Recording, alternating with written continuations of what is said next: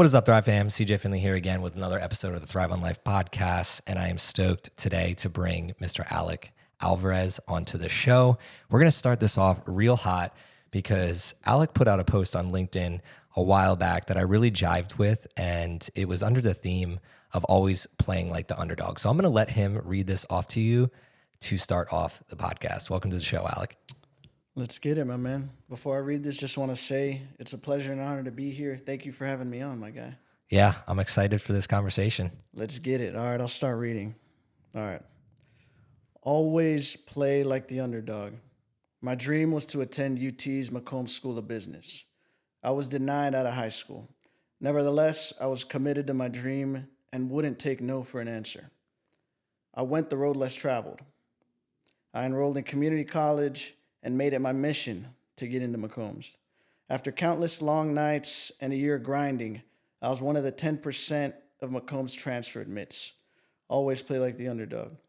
I entered UT and realized the journey was only beginning. Graduating was a real challenge. Surrounded by such smart and ambitious peers who seemed to have it all figured out, imposter syndrome set in as I struggled at this new level of rigor. I felt academic probation, and a thought crept into my mind. I wasn't supposed to be here. Always play like the underdog. 3 years later, I've graduated with honors, completed my childhood dream of interning at ESPN, and persevered, having learned more about myself and life than I ever could have imagined. All this while making friends and memories I'll forever cherish. Quote unquote, I wasn't supposed to be here. Want to know the craziest part about it? In overcoming the rough times, I realized that all along, I really was supposed to be here. Thank you all have helped me. Here's to the underdogs. I fucking love that. So one of the reasons that I wanted to have you start off with that is this is my first official show episode, as you would say, here in the new studio. I've done tests and we're finally ready to rock. And you're just somebody that I met you through Hamza, and you've just been a bright light, not to myself, but to a lot of other people out there, just by showing up and being willing to ask questions and really just, I would say, lead in a way that is curious. And instead of having an ego and only showing up in a way where you're trying to get something out of the things that you're doing, you're really trying to define your own path and do it in a way that has principles. And I really respect that, especially for somebody, from somebody that when I was your age, and I hate saying that because it's like really weird. I'm not like 70 years old talking like when I was your age.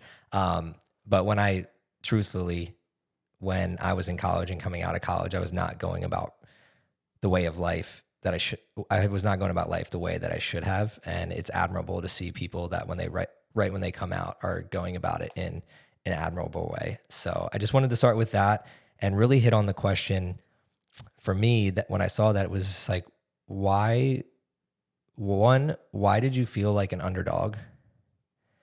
And then after that, we'll dig into a little bit of like why UT was a dream for you, but start with the whole underdog mentality. When you were talking about always play like an underdog, what did you mean by that? No doubt.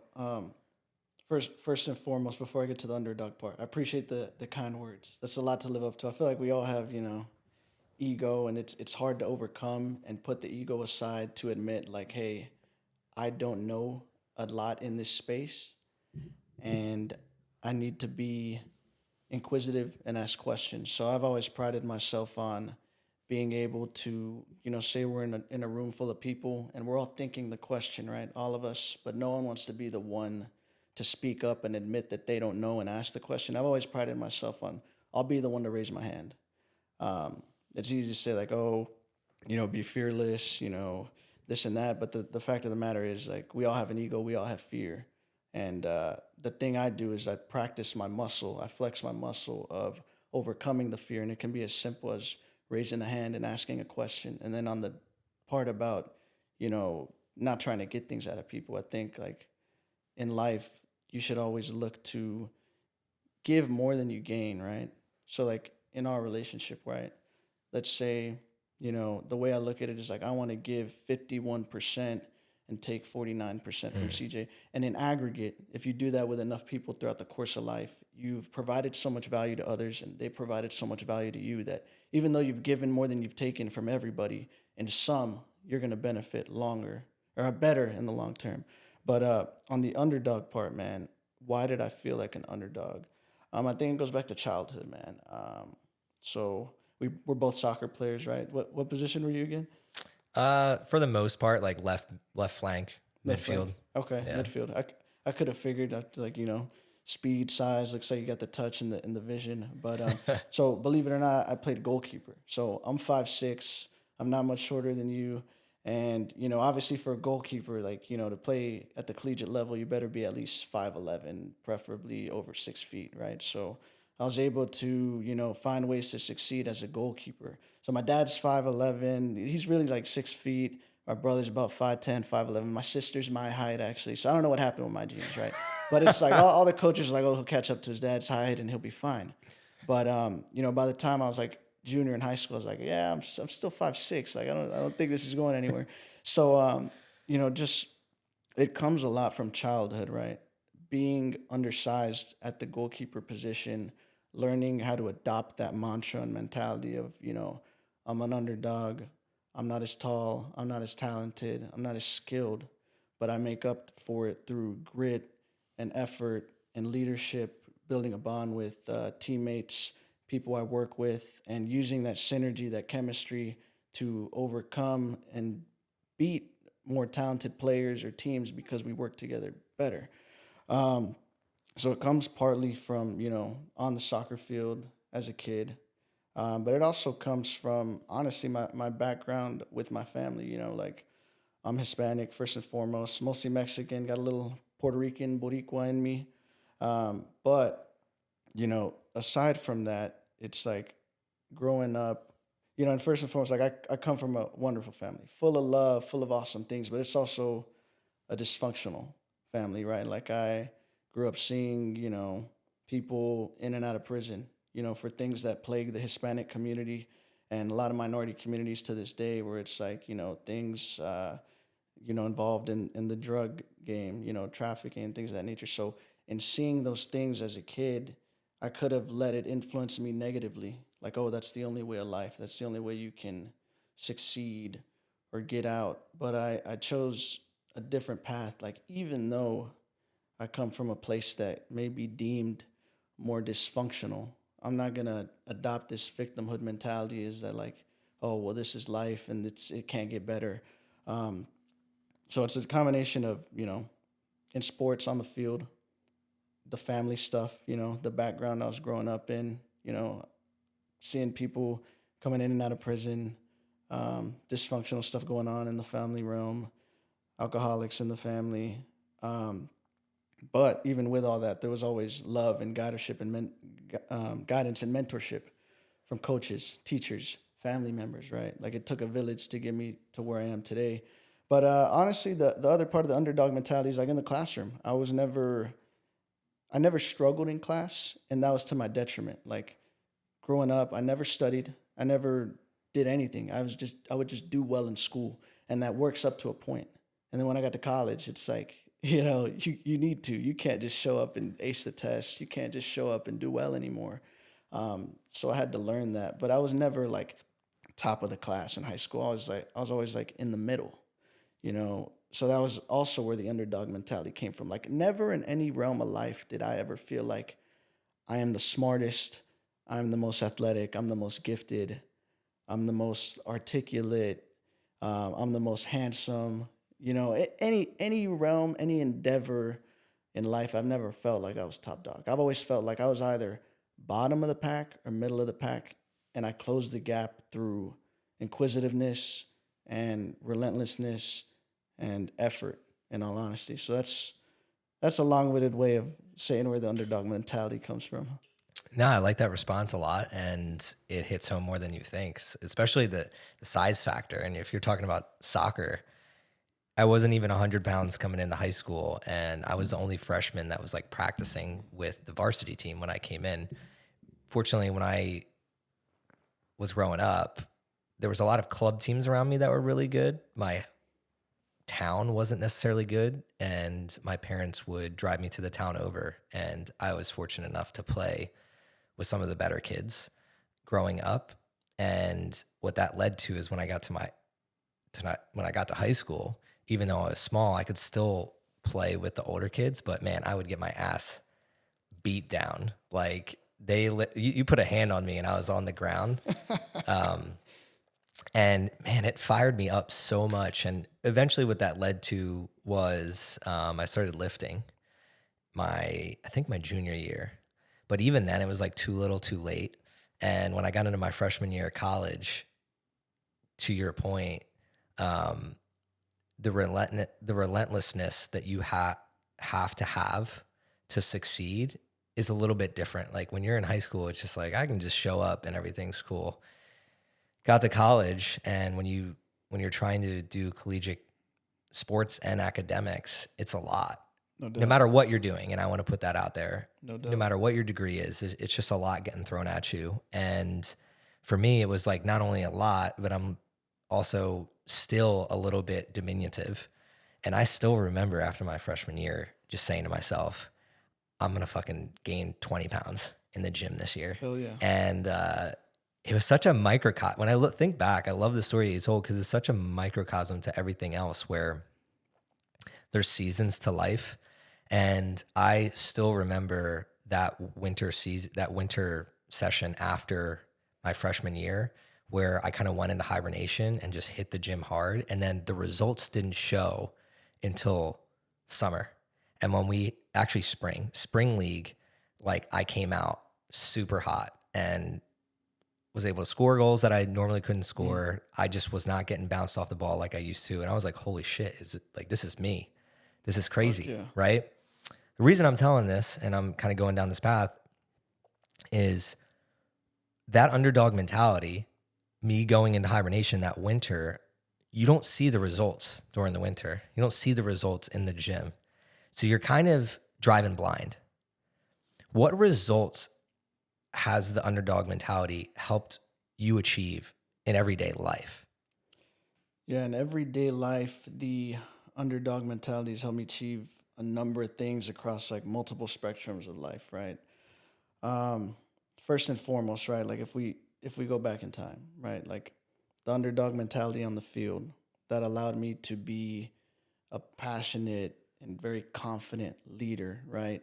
My teammates could see my effort on the field. They could see the hard work paying off in the way that, we'd have like my senior year, we had like 8 straight shutouts, 8 straight games with 0 goals allowed, one of the best goal differentials in the district. And that year I was coming off an ACL tear. Like I tore my ACL my junior year. And then I rehabbed in 6 months and I got back on the field and we went and I got all-state honorable mention that year. So I was like, okay, that's where the underdog mentality pays off. Not only are you undersized, but you're coming off an injury, but can you put in enough effort knowing that you have all these things against you and still perform well, and then the results come? So the injury almost is like a blip on that would wreck other people, but because you're used to showing up in a certain way, it almost is just like a speed bump rather than a travesty. Yeah, no doubt. I've talked to a lot of people when an injury like that is very devastating and it is a monumental moment along the journey. And it was big for me at the time. Like it did send me into a kind of semi-depressed state in the moment because like I was a junior, it was before the playoffs. I was never going to get to play with my senior teammates again, my buddies. Like you just never knew. That was like, oh, yesterday was the last time we're ever going to be on the pitch together again, So that was sad, but wow. Just because of the other things I had been through in life, like, with my family. And again, I come from a great family. Like, if they're listening to this, I love you guys. You guys are amazing, and they helped me get to where I am today. But that doesn't mean that everything was dandy and sweet, and it was all butterflies and rainbows growing up, So because of the things I had already gone through, it had already given me a more perseverant, just resilient mindset on things. So I was able to overcome the injury better. I was able to drown out the noise of like people talking shit, like, oh, Alex only 5'6", coach. Like we should get another keeper in here that's taller. I was able to drown out all the BS and people all the noise and overcome that on the field. So what that allowed me to do is like, when I got a 17 on the ACT, and for those who don't know, there's a max score of 36, so that's like not even half of what you can get. So when I got a 17 on the ACT the first time, people could make fun of me or whatever, like, oh, he's going to community. Because I went to this high school in Dallas that's like, it was a private high school. It was like very affluent. So everyone was like going to these like at least decent universities, if not top-notch universities. Like no one was really going to community college except me and actually a couple other of my buddies who are also, we kind of consider ourselves like an underdog team. How much effort did you put into the ACT though? I didn't put much effort at all, though, to be fair. Yeah, I didn't put much effort at all. But that goes back to, like, in high school and in elementary, middle, high school, I would never try because school came easy to me. I didn't learn how to put in the work in the academic realm until later. But I learned how to put in work when it came to, physically, like plyometrics, the agility ladder, my reflexes, playing goalkeeper, then getting into the gym also when I was a junior because I was pretty scrawny, like, playing high school soccer. So I needed to bulk up. But you learn that in the physical realm. You bring that into other realms of life, right? The classroom. And then as you get older into the realm of business or whatever endeavor of life you're working in. But basically, going into college, like everyone else is going to four-year university, joining fraternities, having a great time. And they're like, what are you going to do? Where are you going to go, bro? Like, why don't you just go here? Go to XYZ University, go to Tech, go to UT Dallas, whatever, right? Because I'm from Dallas. Like these other schools that are also great, but it wasn't where I wanted to go, which was UT, right? It was Macombs because I knew no one was going to help me pay for college. I'm the oldest of four siblings. Like my parents had to, take care of the younger siblings. I wasn't going to ask of them to do that for me. So I was like, there better be a damn good ROI on me going to college. Or how did you even think in terms of ROI back then? I mean, it sounds like complex, but I think at the bottom line, right? Because let me backtrack. Like most kids going to college, most kids entering college, I think they fit in a couple of different molds, but like the two I'll pick on right now is like you either have the kid that's going to the college that his parents want, like kind of pressuring them, like you should apply to these schools, or you have the kid that's going to the school that he really wants to go to because he's measuring ROI in not necessarily the ROI that should have been looked at. Like the ROI is like, oh, there's going to be parties and there's going to be girls and there's going to be, I mean, I was thinking that way. It was like, I wanted to go to Penn State or Rutgers because it was like, these are big schools and I'm going to party. Yes, I'm going to get my degree, but it's just like, okay. But then I started really doing the math on an Excel sheet and I was like, shit, like I only got into two schools. I only applied to two schools, Penn State and Rutgers. And like Penn State, I was like, I'm not trying to have like 80 to 100K in debt. Yeah. Like that, the ROI, like money wise is just not there. So that's how I was thinking about it. But I would say a lot of people don't necessarily think about that. And also like, I'd love to hear like how that, like, what was your version of ROI at the time? Okay, let me step back because it wasn't. I think I'm painting too pretty of a picture. let me be straight. That was all in the ROI as well. Like the branding of UT, the clout. The Austin being known for being like a city to have a great time in. I went to it's called Jambalaya. It's like a music festival here in Austin. I went in 2017. There's like all these big names like performing. Like at the time, it was like Gucci Mane, Migos, Lil Uzi Vert, and we got like an Airbnb. We're young, like 17 or 18, and me and all my buddies came down. We had a blast, right? And like we went out to like Rainy Street on Sunday, and obviously we got denied because like we're like 17 fucking years old. But like we saw what it looked like, and I was like, this looks like a great time. This looks like a fun time. And not only is it a fun time, but like my uncle, who I told you he got his MBA. He's one of the only people in my family to have gone to college. And he had been telling me for years now, he's like, hey man, like if you just go there, like just delay the gratification, go there, you at least will have like bottom level, you will at least have a great life. You'll make decent money. You'll always have a job. You won't have anything to worry about. Like just get into UT somehow and it'll pay off. And he would tell me stories of how he regretted not trying harder when he was younger. Because he went to UT Arlington and University of North Texas. He got like his MBA with a focus in finance and accounting. He does well, right? He's been a big mentor to me in my life. But he told me even then, he's like, I did well for myself, but I regret not going to UT. So he really was a huge influence on me. So it wasn't on me, right? it was partly things I'd seen and like coming and having a good time in Austin, but also like at the end of the day, when it's coming out of your pocket, you're gonna think very differently. That's why I think like it's Yeah. interesting. Like I always think about parenting. It's like how can you give kids the things you didn't have, but not give them too much to where there's a lack of ambition or there's too much of a safety net that they don't have that gut instinct kick in of like, how do I make this work because there's no other option. I've thought about that a lot as well. And I follow almost the same methodology as I think my parents kind of instilled in my brother and I, where it's give kids what they need, not what they want. So food, books, place to sleep, like quality in those areas, their health, do your best there. But I remember like a good instance is I wanted a skateboard one Christmas and my dad didn't get it for me. And I think back like, okay, why didn't my dad get me the skateboard I wanted? Instead he got me a stupid scooter that I like never used. He didn't get me a skateboard because the skateboard was like $120 at the time. And I'm like 13. So it's like, I'm now thinking because it's my money, like would I get my kid $120 skateboard? Probably not. Unless there was like a very valid reason for this kid to like get this skateboard. I actually needed other things that were more important. So at the time I was butthurt, but when I look back, I'm like, okay, what he instilled in me was I then busted my ass to like pay for my own skateboard and my own skateboard shoes. And it built like this grit in me. So I really understand where you're coming from with that. And I think, do you think that that's a little bit lacking in today's world? I think so.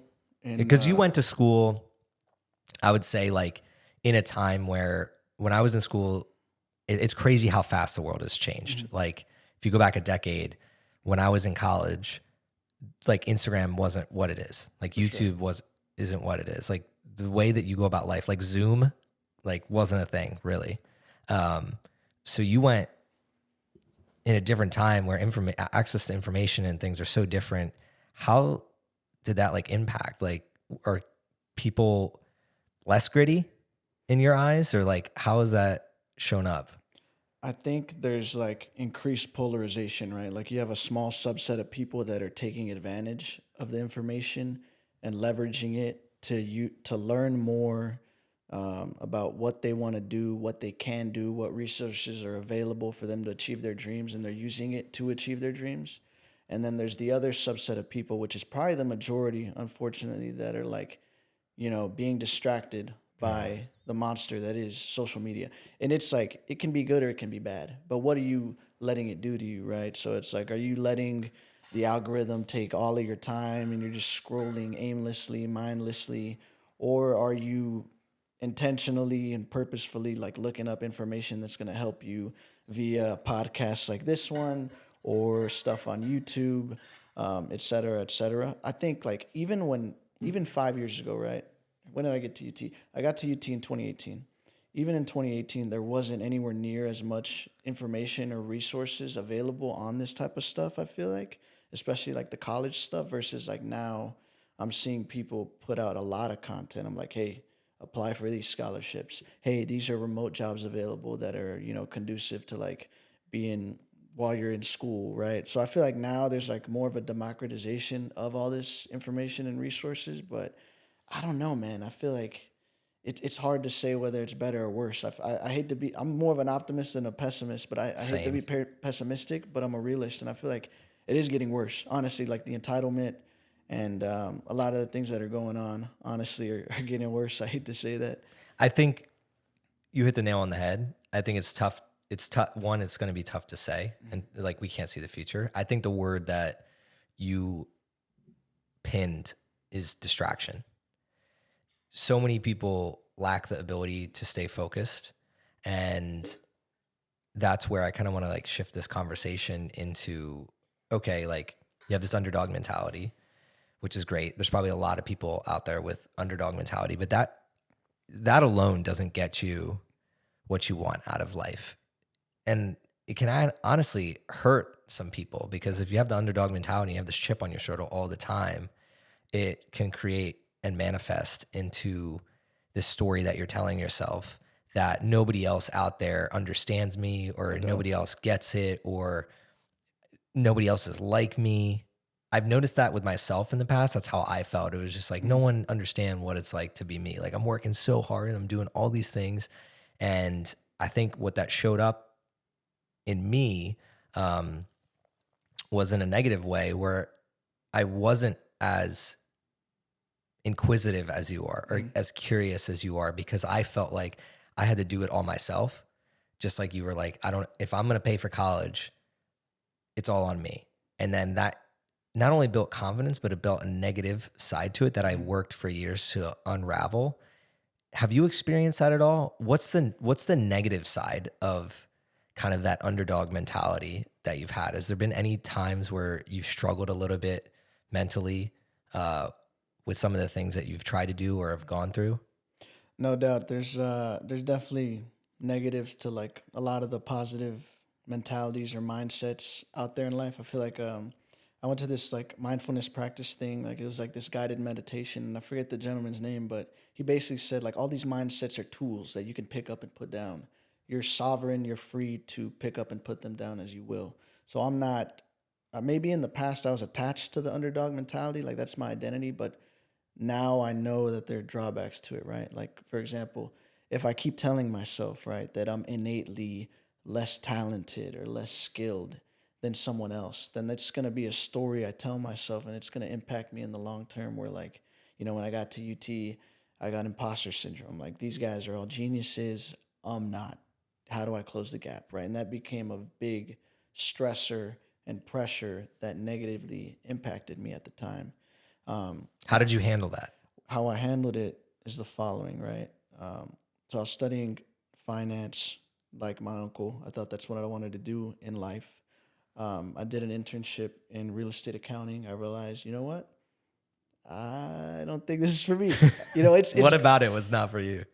so. I mean, you know me, like man, like look at Yeah, what we're but they doing right don't. now. The people listening Yeah. I mean, don't. Like, no, but I'm saying like you and me, what we're doing right now, very like we're talking, we're yeah. communicating, we're telling a story. This is like a creative endeavor going on right here, right? So I didn't know at the time. It all goes back to self-awareness, but you gain self-awareness by doing things, by trying new things, by getting outside of your comfort zone, right? So like one step towards gaining that self-awareness of where I want to go is I did the real estate internship in accounting.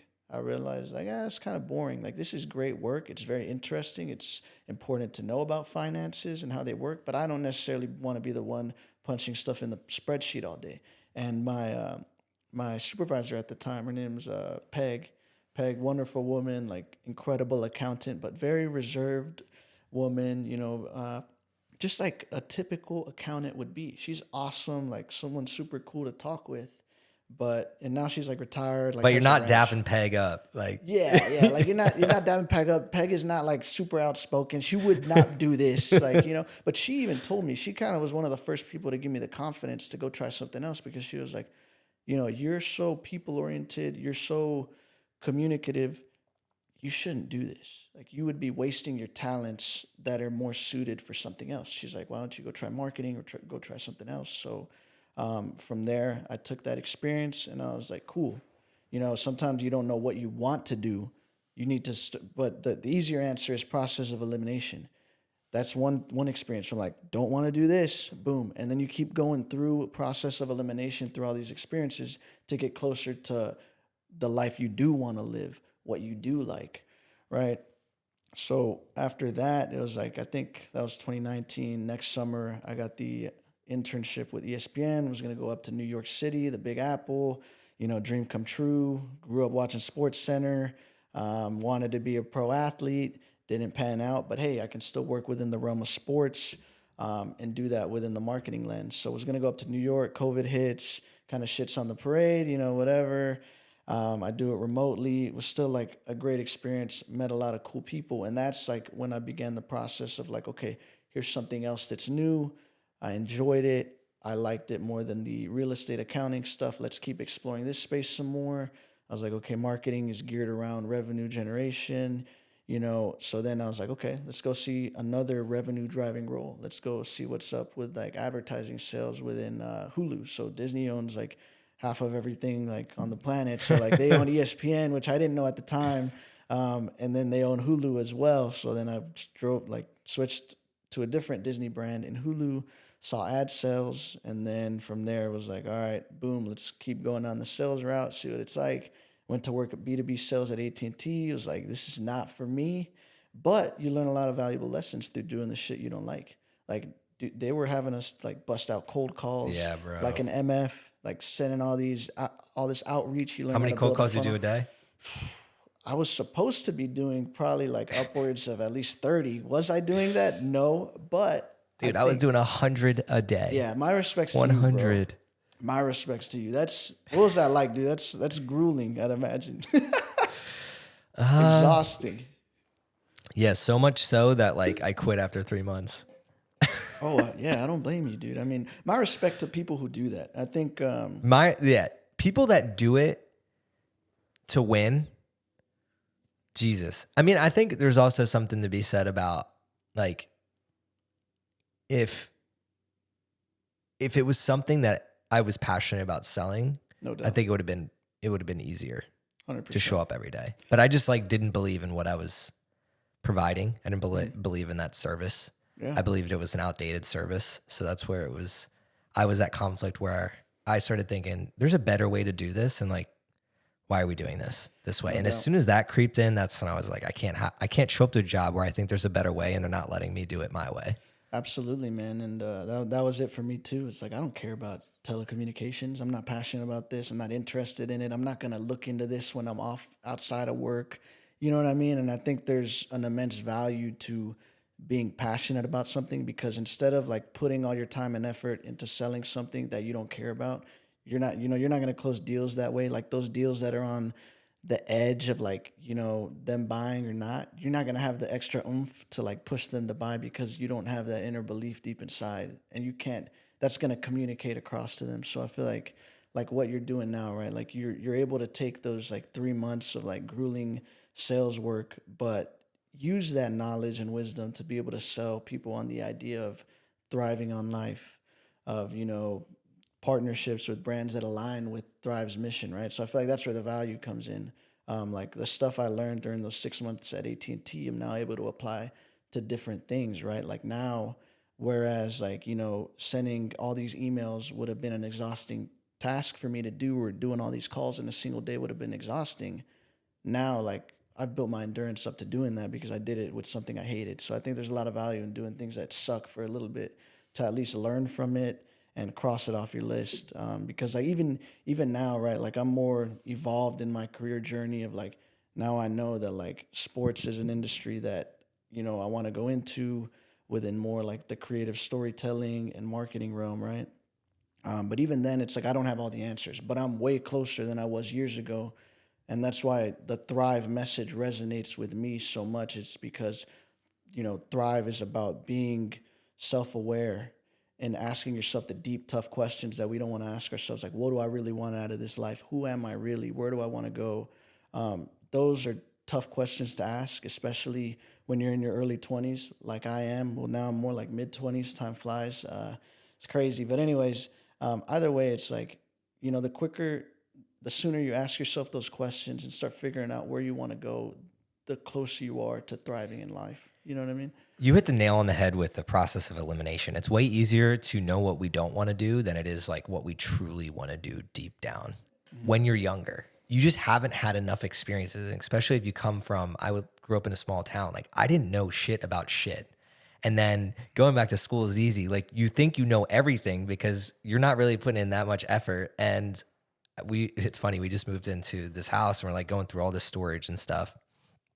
And Erin finds documentation of like the awards that she won when we were in high school. And then I won Scholar Athlete. And I started thinking back, it's like, damn, if I had the work ethic, I worked hard, but you're talking about when you're in a small pond, if I'm the hardest worker there's no one there really challenging me to like get to the next level. So if everybody else on the aggregate is not really working that hard, all you have to do is work mediocre hard and you think you're like a hard worker. Then you come to a place like Austin, you're like, damn, there's people here that get after it in a great way. And you're just in a bigger pond. And for me, going through my life, it's always been easier when I show up and I get this like inkling, like, this is not for me. That's a way easier feeling than like deciphering what you like versus what you love. And I think a lot of people struggle with that. And I've been talking about that a lot on the podcast and in conversations in 2022 going into 2023, because I think, especially with entrepreneurs and people that are like yourself, not necessarily full on entrepreneurship, but you have these different passion projects and you're working on getting another degree and then potentially leveraging a corporate job to help you with your passion project. Like there's so much to do out there in today's world. There's so much information overload. It's tough to be like, this is exactly what I love. And that's where, how do you decide today after trying all these things? Yes, okay, you're a people person and you might like marketing, but how do you look at the next 5 or 10 years of your life and dial into what is it that Alec really wants to do? What does he really love? Yeah, that's the $1 million question, man. That's a tough one, right? I think it goes back to a newsletter you sent out probably a couple weeks ago. It's like, fuck your to-do list, make your to-be list, right? So who do I want to be? It goes back to this, right? You know how I mentioned like growing up, seeing certain things, right? Like, within my family life, right? You might see someone that's like an alcoholic. So it goes back to like being a kid. Why is that adult struggling in that manner? What is going on that they are coping in such a way? What is it about society that is causing people to suffer so much that they're coping in certain ways? What's going on in society that people feel the need to do something that might be outside of the law to get money, and now they're paying the price for it, and now their families, maybe suffering because of it. So it goes back to like, as a kid, I was asking these questions, so it made me really realize like, okay, there's more to life than money. There's more to life than just like drinking and partying with your friends, right? That gets old after a while. So like, what is it that we want out of life? And for me, I kind of like went off on like a tangent there, but it's essentially like it's like doing homework on like, why is society the way it is? Why are we the way we are? And how can we improve upon this, right? So it's like, if I can inspire at least one person, and ideally a generation of people, to ask themselves tough questions, to do their homework on who they are, and then find out what's best for them, then we're going to have happier individuals, happier couples, happier groups of people working together, doing business with each other, and in aggregate, a happier society, happier world, less wasted resources. So that's really the goal for me, man. What's a tough question that you believe everybody should be asking themselves that they aren't necessarily asking on a regular basis? A tough question. Man, it's tough. I can't think of necessarily any specific tough question I asked myself, other than just honestly just sitting and reflecting on like the future. Like, where am I gonna be if I keep down this path? Like, for example, let's do the AT&T B2B sales job, right? Like I hated it. I was like, what did you hate about it? I hated that I didn't like what I was selling. And I hated that something that was so dear to me, which is talking with people like we are now, I hated that was being turned against me. Like, that innate ability to communicate well with people and cultivate relationships was being used as a profit generating mechanism for a huge conglomerate to. So it was too salesy. It was too salesy. So like, I just, it wasn't for me. So I was like, okay, where am I going to go if I keep down this path? I was like, I'm not going to be happy. I'm going to start, probably coping in different ways. Maybe like this negative energy is going to influence me to fight with my girlfriend, or like, just be more negative on life. And then all of a sudden you lose your spark, and then life goes by and you realize like, holy shit, I never had the balls to take the risk and do what I wanted to do. Cause like the AT&T path, like, I'd been making great money, cause like they were paying like even the entry level people handsomely. So I was like, I'd be making great money, could be able to buy a nice house, nice life for like family, kids. What's a nice house if it's not a home? Exactly. What's a nice house if it's not a home? So like looking at the future, like where am I going to go? And that's not to say like never be present, right? Like you have to be present and focus on the current task at hand. And that's not saying run from every tough opportunity, but it's also like ask yourself, where am I going to be if I continue the way I am right now?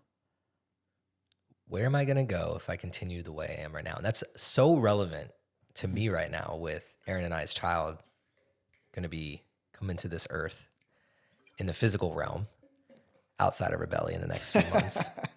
There's some things that I've been working on changing about myself, because who am I going to be as a father if some of these characteristics carry over when he's here? And I've thought a lot about that, and it shouldn't take having a child to do that. I feel like it should be like, we should be in school. We should be going to, there's this thing called the Socratic method where it's like you argue points.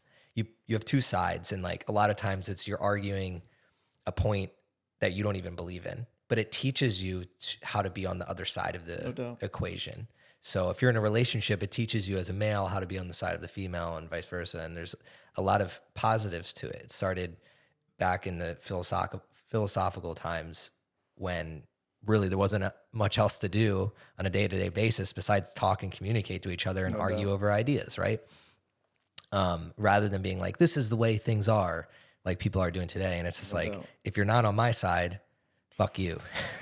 So that derives from Socrates, I'm assuming, the Socratic method? Yes. Okay. Yeah. I feel like the world would be such a better place today if people would do that more often, because, you know, like you said, now it's like, if you're not with me, you're against me. And the idea that people can, like large groups of people can all agree on the same ideas, every single idea on either side of the aisle, is just wild, man. And, you know, ever since like, it, you know, for a long time now, but especially it's like, it feels like it's accelerated since 2020 that like, oh, well, if you have that opinion on that topic, then you're like over there, you know. If it's just crazy. This is where man, this is so tough, because if you go online, it feels like that. But if you go out into communities, it's just like, are people putting on a front online? That's really like, that's what I feel like, because it's so easy and there's no, in my eyes, it's because there's no repercussion. Yeah. If I go on and I make a nasty comment to somebody on a DM or on a post, there's no repercussion. Yeah. But dude, if you said that to somebody in their face and you got smacked, you wouldn't say it again. Exactly. Like, so, and we're teaching kids that this is allowed. Like, if I said half the shit that I see kids say today's world, man, I was getting soap in my mouth when I was a kid, right? Like, you just like literally. I've been there. Yeah, right. So I don't know how we got to this point of the conversation. I like it. And it goes back to the process of elimination, not knowing necessarily what you want. Bring us back. Yeah, because there's so many things we could talk about. That's why I love podcasts. But it comes with there's a point to all of it, because it really, you pull the thread, and really at the end of the day, it's taking ownership over your own life, good, bad, middle, and deciding where do you want to be in life and where do you want to go. And I think now this is kind of woo, but the people that are truly successful, in my eyes, realize that the future is already here. The future's like, I didn't know I'd be here, like in Austin, Texas, in my own podcast studio. Even podcasting, I didn't think about. But when I was younger, I had this feeling that I was going to be who I am right now. I wanted to travel and meet new people. And I was always into communities and talking to people and I was a 4-sport athlete. So it doesn't surprise me that I jump around from different community events and do different things and have different passion projects that I work on based on if I look back at my past. And the more you realize that, the better your future is going to be, because you realize in this present moment, that is my future. In a small way. It's just one little sliver. It's if we're looking at a painting, it's one stroke. People don't think that the stroke matters in that moment, and that's where they hurt themselves. No doubt. What stroke in your past has had a negative in the moment, but when you look back, you're like, I'm glad it happened? What do you mean negative in the moment? So like, let's see. I struggled for years with my health. It was like gut deteriorating, and I drank a lot. So I was hurting, even though I knew I was struggling with my health. I drank a lot and it hurt my health deep down. I knew that I was one of the causes, but I kept doing it over and over and over again. And I think back, I could be like, I'm pissed at myself for doing that. Or I could say, what that eventually led to is the flip side passion of, holy crap, I had this problem. This is what I did to solve it. Now I can help other people with the same thing. So I wouldn't take that part of the story away. And I met a lot of people and I did a lot of things, but it taught me who I want to be as a man today based on who I didn't want to be when I think back. No doubt. Yeah, when you put it in that lens, I could think of a couple situations. I guess I'll start with one, like when I was like going through a really darker time in my life, when struggling with the imposter syndrome at UT, like in my first semester. And I've always been like a very family oriented dude and also a very like friend oriented dude. Like my group of friends, like this might sound corny, but like we call ourselves like the barbecue pit boys. Like we were always like grilling in high school. We were the people like, you know, you'd invite, we'd grill, we'd like drink, whatever, we'd have a good time. And it was kind of like just like a fun little like brand, I guess, if you want to call it that. Like we'd always like post and people like, oh, barbecue pit boys, this and that, you know? But like, just like I've always put my family like first, always put my friends first, you know, like always wanted and aspired to be a leader and someone that people could lean on, right? So when I first went away to college, you know, just like, you know, checking back up on the family and, you know, then like always talking with my friends. And I was really huge into the gym. Like I fresh out of playing soccer, wanted to stay like physically active, wanted to like, you know, kind of let that outlet keep going. You know what I mean? So I was like, when I moved to UT, I was like, I probably should make some changes to my schedule and lifestyle, but I was like, I'm not willing to. So basically, I kept like hanging out with friends at the same clip, hop on and play video games with the friends, play FIFA. Like Fortnite was like big that year, so we'd like hop on, still communicating with the fam in the same manner. My girlfriend. So I wanted to do everything I was still doing, and then I still wanted to work out. I still wanted to drink. So I was like, you know, burning the candle on both ends, like just like trying to do everything and paying attention to everything else but myself. And it fucked me up. Like I was never an anxious person, started to develop like anxiety, like just like overall the pressure of like trying to survive at UT and appease everybody else. So from that struggle, I learned like, hey, it's great that you want to take care of your people, but you can't do that unless you take care of yourself first. So that's when I started to discover, you know, things like mindfulness practices, you know, meditation, journaling, you know, taking time for you, filling your cup so that you can then fill others' cup and to an even higher degree than before, right? So that's kind of an example of like something that I thought was positive in the moment, like doing everything, but then coming to the realization that, hey, sometimes less is more and you got to take care of you before you can take care of others. And, you know, the self-love journey has been dope. I've never felt more confident, never felt more aware of who I am and my flaws and what I need to improve and also what my strengths are and what I can double down on. Confidence isn't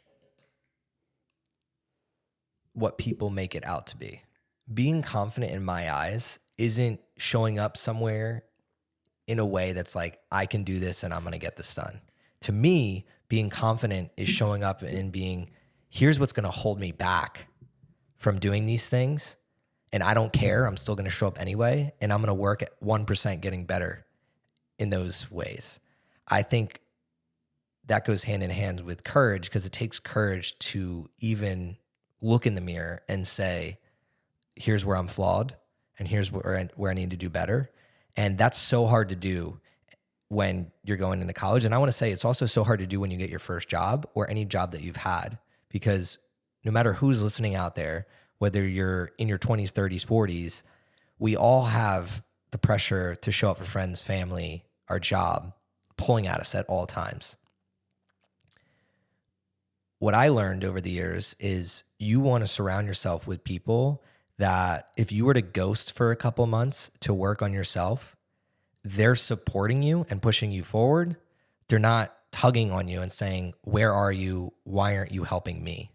And that was such a turning point in my life, and why I'm happy I moved away from where I was originally, because I basically cut all ties. And that allowed me to just look in the mirror and say, where am I flawed and what do I need to work on? And then how can I give once I work on those areas? No doubt. So I love how you were talking about that. And I think anybody out there can take something from that, no matter where you're at in your life, because whether you're at the start of your career, end of your career, you're a parent, you're not a parent, we all struggle with these same things. And anxiety is something that I think everyone deals with. If you're a human, it's also a good thing. Like, anxiety gets you out of bed in the day. You're like, I'm getting a little bit anxious. I need to get the shit done, right? Yeah. So I don't want to put such a negative connotation on that, but being understanding of what's good and what's bad is also another question I don't think people really ask themselves. But we're getting close to wrapping up here.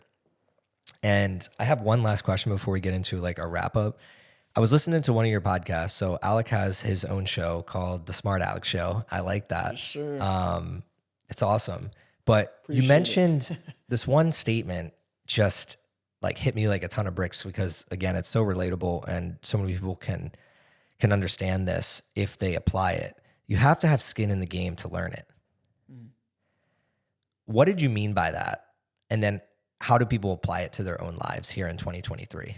Did you hear that on the Sandy episode?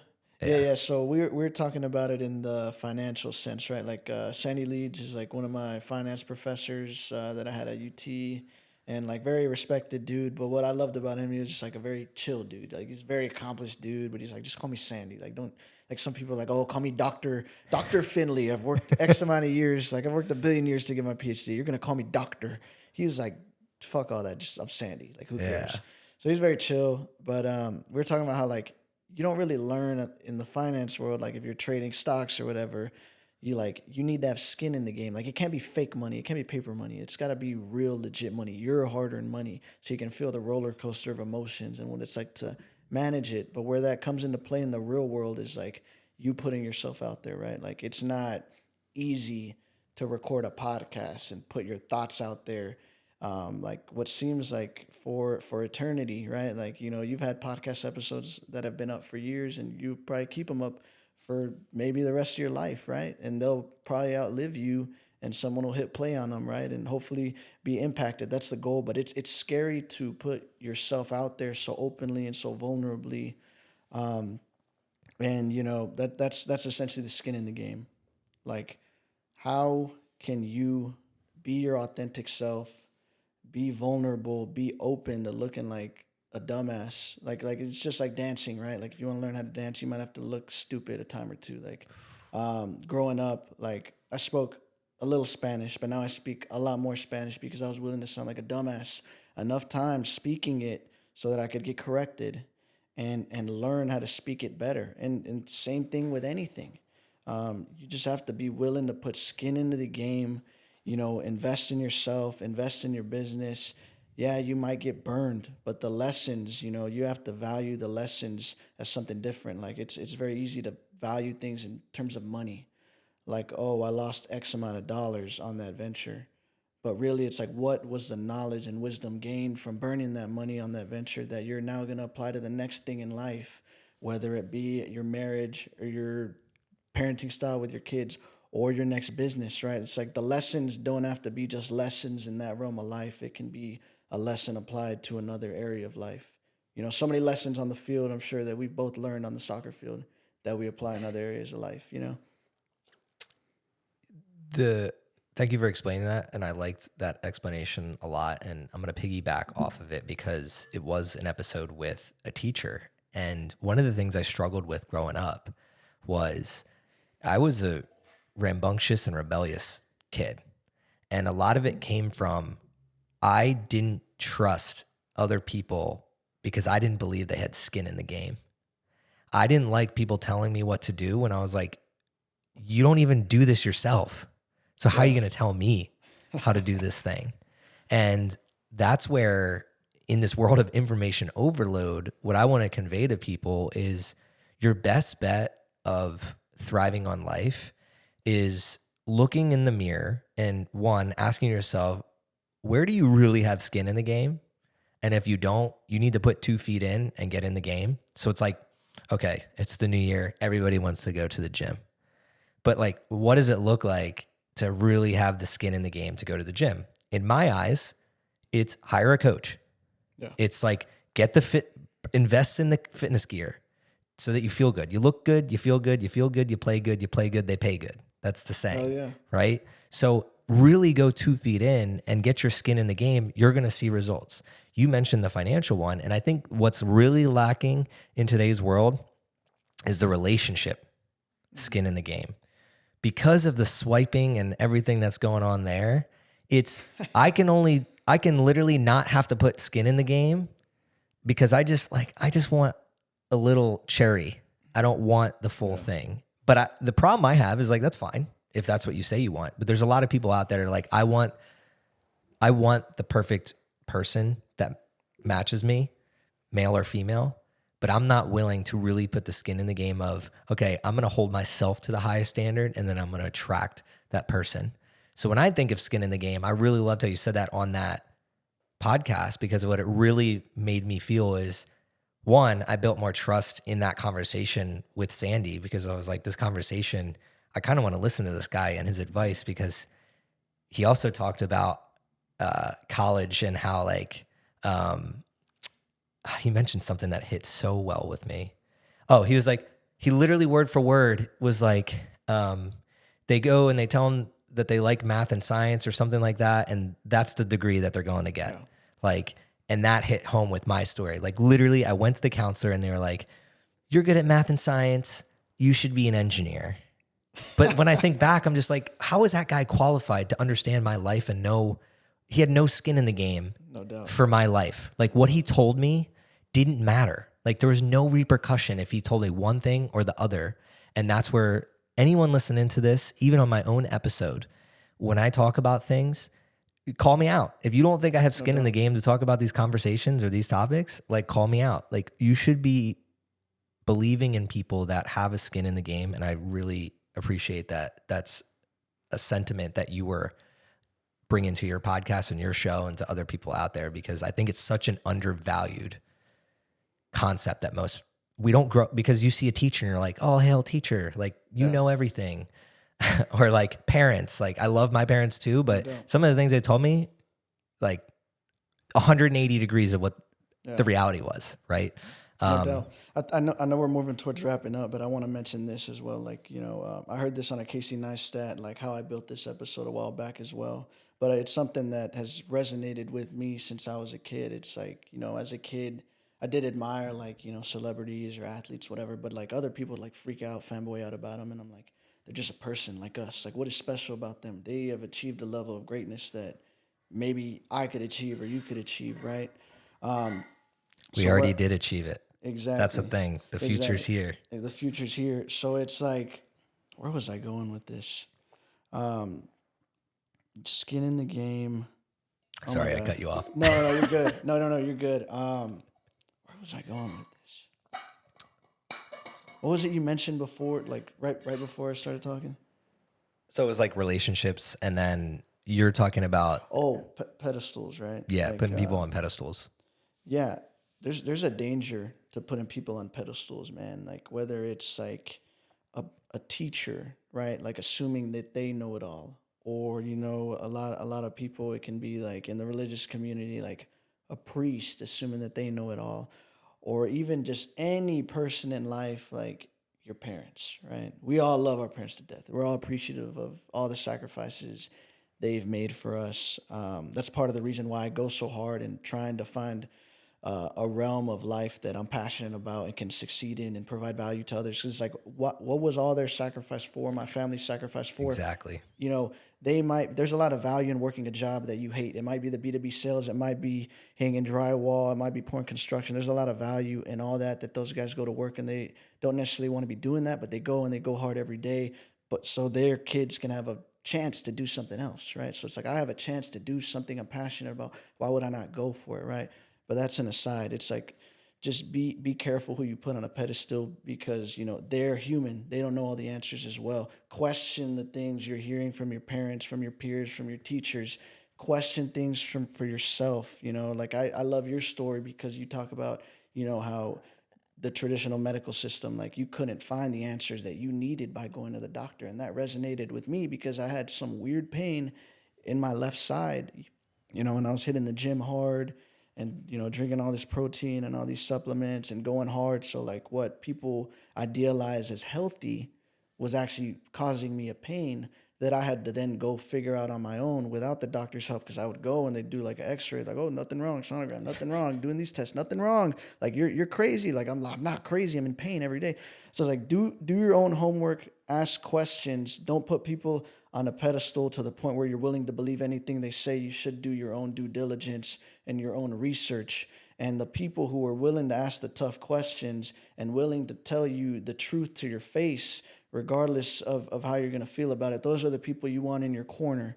You know what I mean? So I feel like that's honestly just one of the biggest points I want to make, is like you just bet on yourself, whether that be adopting the underdog mentality and using mechanisms to get to your goals like I did. Whereas like, when I was at UT and I was like, I'm going to fail. Like, no, you're not going to fail. Because you know what? You have a little sister that's 1 year old. And how the hell would, you look back at her and think like, damn, I didn't give it my all. And now I'm not going to be able to provide resources to support my siblings and inspire my siblings, because I did put that on myself, like as being the oldest siblings. Like, I better go hard because there's people watching and I'm setting the bar. And I feel that like within any realm of life. So it's like, I'd rather be the friend that tells people the truth to their face and they're hurt about it, but they get better than, just kissing ass and being too scared to tell people the truth and tell people what it is. Like you got to be down to ask questions, man. Be inquisitive. Put yourself on the pedestal. That's what it reminded me of. Like if you're going to put anybody on the pedestal, put yourself there, your future self. What does that look like and how do you get there? And it gave me chills when you started talking about the siblings, because I have a little brother and he's going to be 30 this year. And it's just been amazing watching him grow. And then just like some of the conversations that we have, because I feel like when you're the younger sibling, and this comes from an understanding of just like people put him on a pedestal because of me.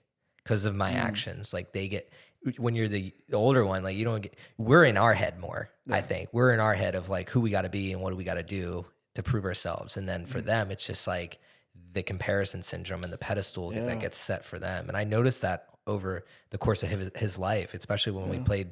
He was a freshman soccer player and I was a senior, and that's got to be tough too, right? Like each sibling has their own struggles. Like ours could be like the struggle we put on ourselves, or like directly from our parents, right? Like, oh, we see, I feel like you're the oldest sibling, right? So like you kind of see more of a glimpse, like your parents are a little bit younger than when the next siblings come. You kind of get more of a glimpse into like, you're their first trial with parenting, you see different things than the younger siblings. So like a lot of it is like maybe self-imposed pressure. Like he had more leniency. Yeah, he had more leniency. But like I'd imagine, the comparison syndrome is tough as hell too, because like who wants that, Yeah, I mean, I wouldn't. And that's where the understanding of like when I started getting older and understanding that and being more supportive of helping him become who he's meant to become, we started getting closer and closer. And then today, the reason it gave me chills when you said that is just like thinking back to now he's the one that inspires and encourages me just by watching from the outside.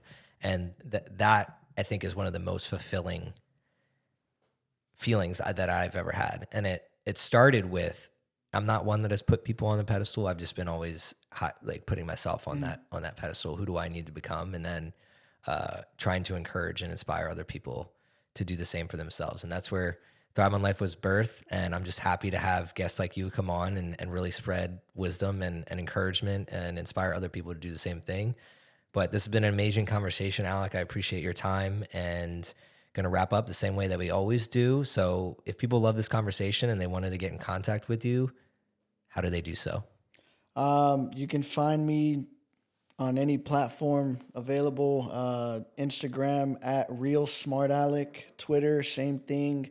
You can look up on Google Smart Alec Show, the YouTube or the website or the Spotify, anything should pop up. So look up the podcast, available on all platforms. You guys will see CJ on there in due time, and he'll be on the other end of this. But kind of similar concept to what CJ's doing here, just talking about with people who are, taking their steps to thrive in their life, working in industries or realms or starting businesses that they're passionate about that deliver impact to others, and ask them how they got there and how we can aspire to do the same. But CJ, thank you for having me on, my brother. I've been looking forward to this for some time now. I consider myself a fan, but even more importantly, I'm proud to consider myself a friend, man. You've helped me a lot in my journey, accelerating me to where I want to get to. I might have gotten there a few years later if it weren't for you, man. But I appreciate you, man. This is what you're building serves a huge purpose, and it's going to drive positive impact in society as time goes on, man. So thank you. Yeah, it's a blessing to be able to hear that. So thank you. You know how we end the show. What does thriving mean to you? Thriving to me, man, I could get long-winded with this, but I'll try to keep it short. You can do it. Thriving to me means, like I said earlier, asking yourself the tough questions, sitting with yourself, taking the time to understand yourself so that you can better understand where you want to go and the impact you want to have. So thriving to me is not just succeeding in terms of like building wealth or generational wealth or making X amount of dollars or driving XYZ. I feel like a lot of times we get caught up in like the material world. Like, thriving to me means a big house and a Lambo. That to me, it doesn't mean that.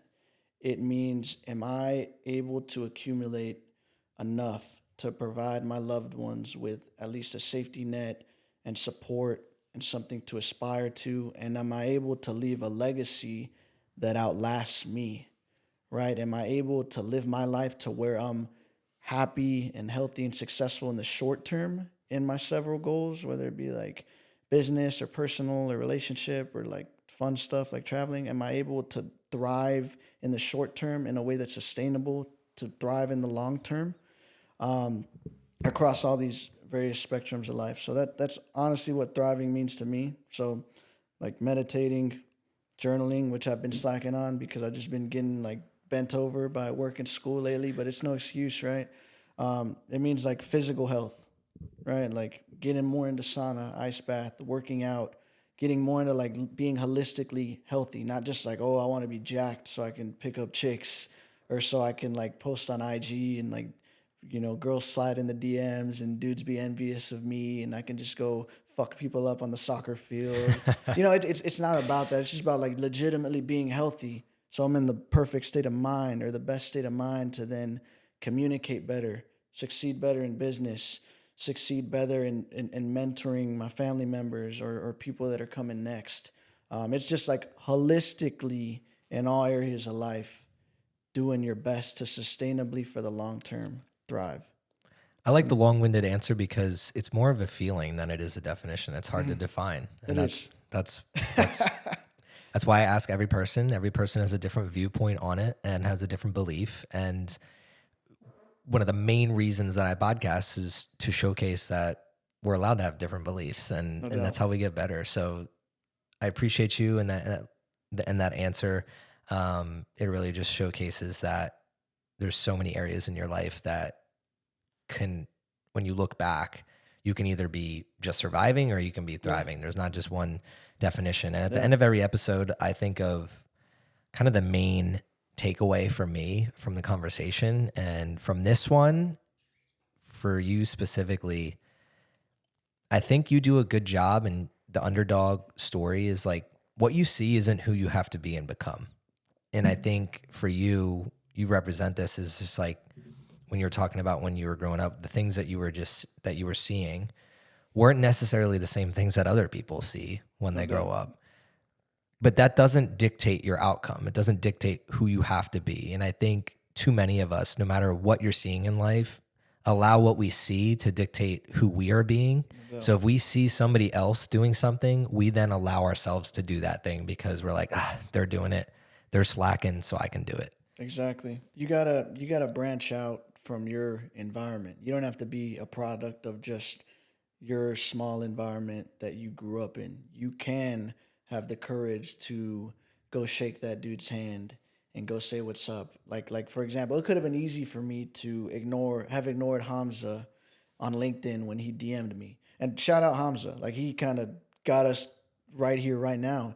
I liked his LinkedIn post. Like didn't even connect with him. And he's like, hey man, saw you liked my post. Appreciate the love. And he hit me up. He's a like, fucking G. No, he's a fucking G. And I'm so proud of him, what he's doing at his age. And he's younger than me. So to see that, I'm like, he's younger than me. There's so many other people younger than me that are kicking ass and they're not asking for permission to do it. So why am I gonna, sleep and go slow and move slow on these things? Like I need to just fucking do it. So shout out Hamza for inspiring and connecting us. Like I could have easily ignored him, or I could have just said like, hey, cool, man. Appreciate the invite to the Thrive HQ, but I got some other shit going on. No, I was like, you know what? I don't know what the fuck this is, but I'm going. Like I have a good feeling about it. I did my due diligence on you, started looking into the podcast. Oh shit, a lot of this stuff resonates with me in terms of like feeling almost like a misfit and mischievous. I was always like a mischievous kid. So like if you can channel that energy of feeling like an outcast or a misfit or an underdog, if you can corral this, what's coined as negative energy, and corral it into something positive, and you can articulate that many ways, like pain into purpose or whatever. But at the end of the day, like there's a saying that I really like from Russell Brand. He's like, there's a thin line between genius and madness. And it's just like, genius is seen as madness until it finds its context. So it's like, find your context, find where to let out that energy that was coined as mischievous and crazy at the end of when you're a kid at the end of the day, and turn it into something incredible. Like a lot of the entrepreneurs in the world didn't do well in school growing up. Like, oh, they're ADD, they never pay attention, they're always doing something else. And look at them now. There's many great examples. So just corral that energy and turn it into something incredible. But again, that it goes back to like, by meeting you, I stepped outside of my environment and gained a whole new input, your input from the content you post out. So then I could apply that to my own life. By talking to someone of a different race, of a different socioeconomic background, of different interests, of different political beliefs, religious beliefs, there's so much value in talking to people from different backgrounds and environments, because that's what allows you to get outside of your immediate environment. That's what allows you to step out, these perspectives, this advice, these learnings. And I would attribute it to the saying, it takes a village. Like, shout out to all my people, because it took a village to get me to where I am today. It took, my cousin Chris taking me to soccer practice on a Friday evening when he didn't have to. He was like my age, 24. He's taking a 12-year-old to practice because no one else in my family could at the time. Or like my uncle that was like, 28, and he could have been out doing his thing, but he's like, he's going to try to talk to me about the birds and the bees, when he didn't have to. Like, just all these random acts of love and guidance and kindness along the way. You inviting me here today, all of that has helped get me to where I am today. So it takes a village, but you have to reach out to people and communicate that you want to interact with them and that you can provide value to them and you're interested in what they've got going on and support them. And then through all those collaborations, you can rise up out of your environment, transcend it, and impact it, and create your new environment as well. We're going to end there. I appreciate you listening to this episode. The best thing that you can always do for us is share Alec's episode. So if you really like this and the information that it provided you, please share it with somebody else that you think it could have an impact on. Please leave us a 5-star rating and review. That helps us get it out to more ears. And always, thank you for tuning in. This is CJ Finley with the Thrive on Life podcast. Thrive on, y'all.